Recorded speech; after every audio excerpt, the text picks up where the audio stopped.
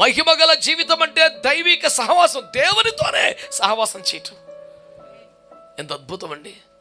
హనోకు దేవునితో నడిచను, నోవకు దేవునితో నడిచను. వాళ్ళ పేర్ల దగ్గర మాటలు చదువుతుంటే పిచ్చెక్కిపోతుంటుంది. బాబోయ్, దేవుని మార్గంలోకి రావడమే మనకు సవాల్ అయిపోతుంది. దేవుని మార్గంలో నడవటమే శక్తికి మించిది అయిపోతుంది. దేవునితో నడవటం, దేవునితో నడవటం అంటే సింపుల్ అండి. యేసు ప్రభు వారి మార్గంలో నడవటం సులభ కష్టమా? చాలా కష్టం. ఎవడైనను నన్ను వెంబడింపగోరుని ఎడలవాడు తన్ను తను ఉపేక్షించుకొని రావాలంటాడు.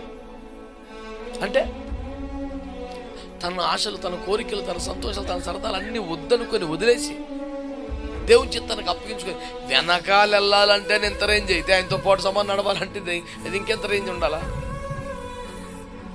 ఫుడ్ స్టెప్స్లో మెల్లిగా జాగ్రత్తగా వెళ్ళటానికి ఎంత రేంజ్ అయితే, ఆయనతో పాటుగా నడవడం ఎంత పెద్ద ఛాలెంజ్. మహిమలో ఉన్న వ్యక్తులు హాయిగా నడిచేవారు. ఆయనతో మహిమ కలిగిన జీవితం అనండి. దేవుని పోలిక, దేవుని స్వరూపం, ప్రేమ స్వరూపంగా బతకడం.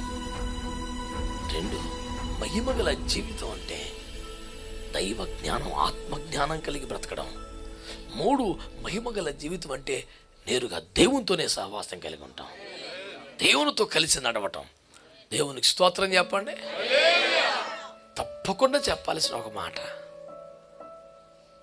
సృష్టిపై పరిపూర్ణ అధికారం కలిగిన స్థితి ఎక్కడ?